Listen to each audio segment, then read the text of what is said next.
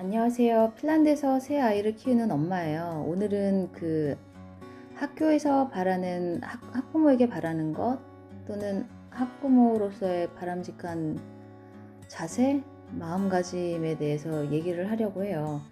제가 아이들을 어린이집, 유치원, 초등학교까지 보내면서 느낀 점은 학부모에게 부담을 주지 않는구나. 저에게 있어서 학교 애들을 보내는데 가장 큰 부담은 브라운이 굽는 거였어요. 그거 외에는 정말 커다란 부담이 없었는데 그 이유는 저희 아이들이 굉장히 훌륭하게 적응을 잘해주고 고마운 것도 있고 그 이전에 핀란드 학교 시스템이 굉장히 사람에게 뭐 이렇게 불편을 느끼게 한다거나 그런 시스템이 아니기 때문에 그러기도 하고요. 또한 문화 차이 때문에 그런 것도 있는 것 같아요. 저는 아이들을 한국에서 유치원에 보내면서도 너무 부담이었거든요.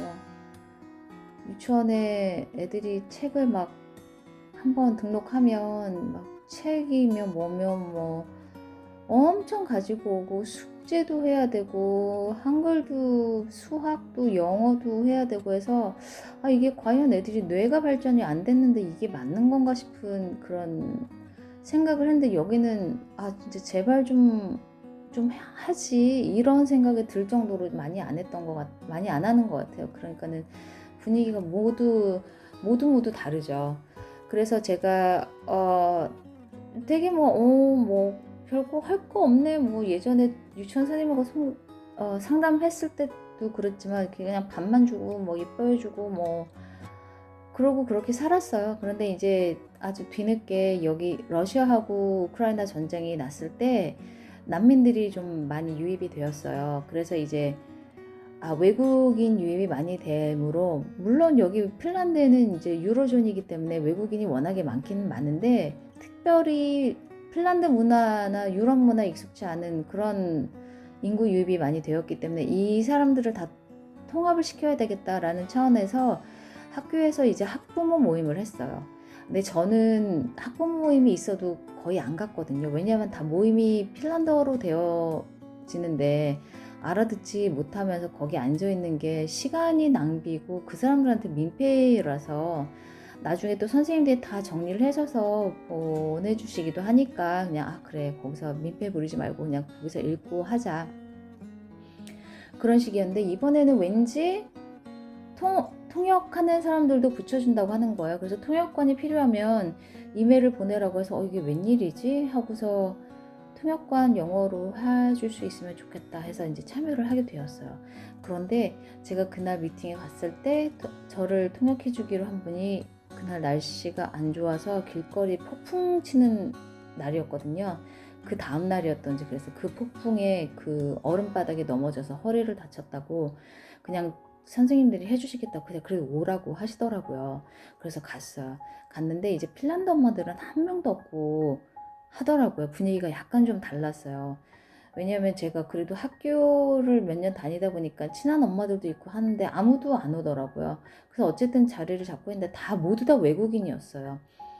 근데 이제 거기서 선생님이 얘기를 하시는 게 우리 학교 시스템, 핀란드 학교에서 아이들에게 또는 학부모들에게 바라는 문화와 외국에서 온 학부모들의 문화가 다르기 때문에 오늘 이 자리를 마련을 했다고 하시더라고요.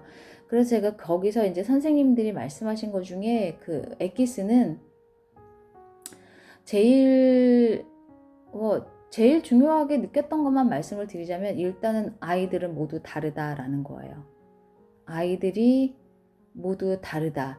이거의 의미는 비교하지 말라는 거죠. 애들이 누구는 뭘 잘하네, 쟤는 뭘 잘하네. 이거가 비교할 만한 가치가 전혀 없다는 거예요. 어떤 아이들은 정리정돈이 어려서부터 잘 되는 애들이 있는가 하면 어떤 애들은 정리정돈이 어른 때까지 안 되는 사람도 있고 학부모 중에서도 그리고 자기네 선생님들 중에서도 정리정돈이 안 되는 사람도 있는데 정리정돈이 잘 되는 게 잘하는 게 아니고 그냥 다를 뿐이다. 비난하지 말아야 한다. 왜 형제자매들 중에서도 쉽게 정의되어지잖아요. 쟤는 깔끔하고 정리 잘하는 애. 그러면 그러지 않은 애는 약간 비교당하고 그렇게 하지 말아야 된다는 거예요. 그럴 이유가 없다는 거예요. 그냥 그 아이는 그 아이고 이 아이는 이 아이. 또 선생님이 말씀하신 것 중에 학교 성적은 단지 숫자일 뿐이다. 나이가 숫자가 아니고 성적은 그냥 숫자일 뿐이라고 말씀을 하시더라고요. 첫 번째 내용이 아이들은 모두 다르다고 할 수 있겠죠. 그래서 아이들이 타고난 능력을 가지고 있는 분야가 다를 수가 있어. 어떤 아이는 체육을 잘하고, 어떤 아이는 수학을 잘하고, 어떤 아이는 음악을 잘하고. 그런데 공부가 되게 중요한 게 아니고, 공부를 해오는 페이스가 중요하다는 거예요. 만약 이 아이는 체육의 수질이 굉장히 좋은데 수학 같은 건 잘 못해요. 그러면은 핀란드에서는 평점이 0점부터 10점까지 매겨지는데 10점이 제일 잘하는 거고 0점은 페일이죠. 그러면 이 아이의 평소 수학 성적이 5점인데 그 다음 학기에 5점이 나왔다.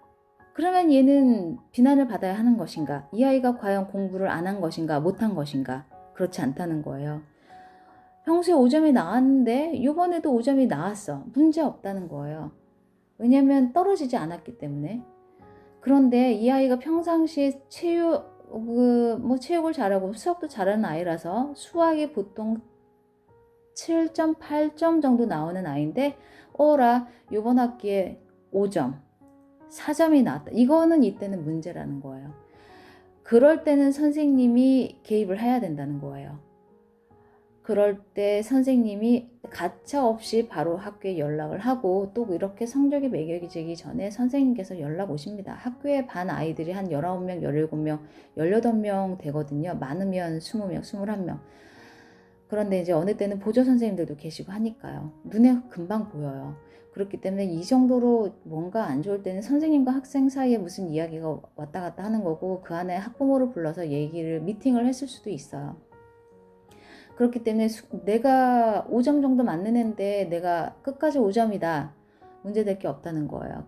그러니까 그냥 그게 숫자이고 제일 중요한 거는 아이들이 학교에 올 동기가 되어 있느냐. 아이들이 학교에 가고 싶어 하지 않고 이 기간이 굉장히 좀 길게 유지가 된다. 그러면 반드시 선생님과 얘기를 해야 된다는 거예요. 아이가 무슨 고민이 있을 수도 있고 또는 가정에서 어떤 문제가 있을 수도 있고 그렇기 때문에 이때는 정말로 크리티컬하게 선생님이 연락을 반드시 바로 달라고 하시더라고요.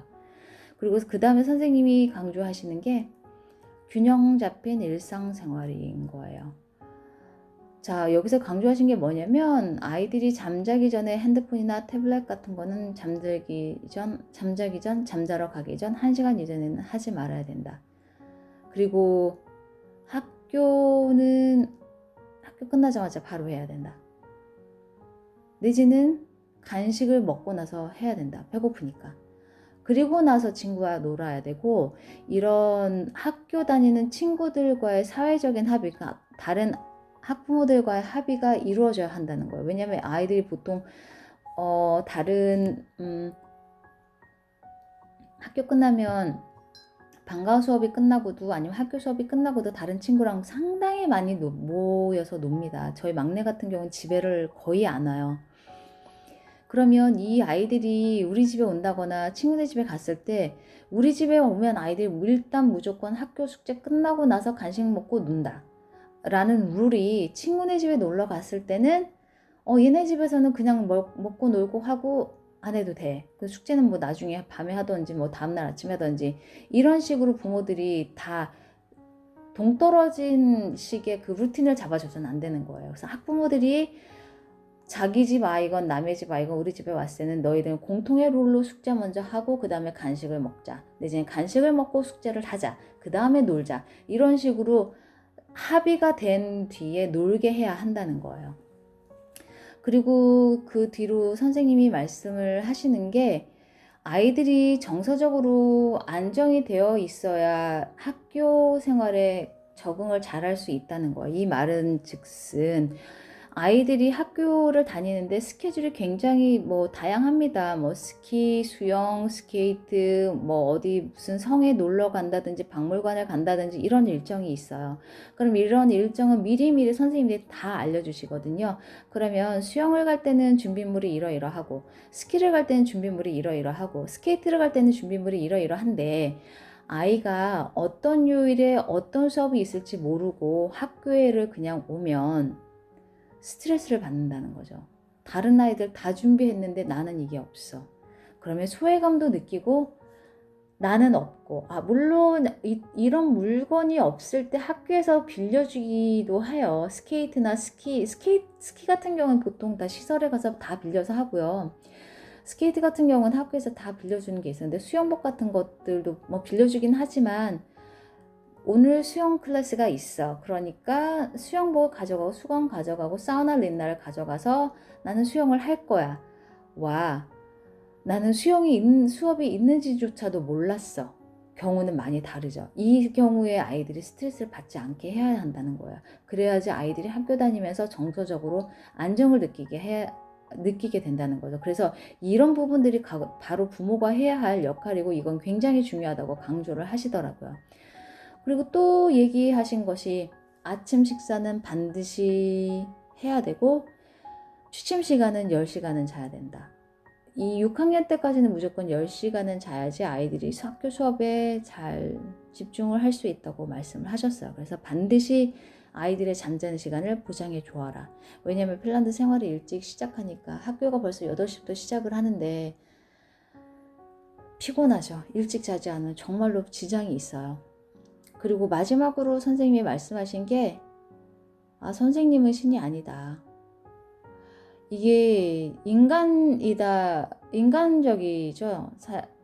상당히 이제 한국에서는 제가 어렸을 때 학교를 다닐 때는 선생님의 말씀에는 뭐 권위에 대한 의무를 품지 않고 선생님이 하라고 하는 건 무조건 해야 되는 것. 여기는 그렇지 않아요. 여기는 수평적인 사회라서 선생님도 아이들에게 뭐 하라고 할 때 의견을 물어보고, 너는 이걸 하는 게 어떻겠니? 마음에 드니? 하면 합의가 되면 하고, 물론 학교 공부하고 다른 별개의 일이죠. 학교에서 일어나는 일들이 굉장히 많으니까. 그래서 선생님이 아이들에게 무서운 그 중압감을 준다거나 뭐 소리를 지르거나 하는 일은 못하게 되어 있고요. 그냥 자기 의견도 뭐 편하게 내비칠 수 있고 그런 식으로 수업이 되는 것 같아요. 그런 거를 많이 강조를 하셨어요. 그렇지만 뭐 또 선생님도 인간인지라 뭐 소리 지르는 선생님도 있고, 아이들은 그걸 굉장히 막 이 선생님 소리 질러서 그치? 뭐 이런 식으로 얘기를, 참 이건 그러면 안 되는데 이렇게 얘기를 하죠. 그래서 저는 소리 지릅니다. 아이들에게 자주 지릅니다. 그래서 이제 아이들이 겪는 문화 차이, 집에서의 문화, 학교에서 문화 차이도 많이 겪는 것 같고, 그것 때문에 뭐 이런저런 얘기도 많이 나누게 되고, 어쨌든 가족끼리도 얘기를 많이 하게 되는 것 같아요. 한국에 있을 때는 뭐 숙제해, 뭐해. 가끔 친구들하고, 한국에 있는 친구들과 통화를 할 때 아이들한테 얘기하는 거를 통화하면서 들어보면 또 사뭇 다르더라고요. 그래서 오늘은 핀란드 학교에서 학부모에게 요구하는 것, 학부모가 핀란드 학교에게 기대할 수 있는 것, 이런 거에 대해서 얘기를 나누어 봤습니다. 한국과 많이 다른 게 있나요?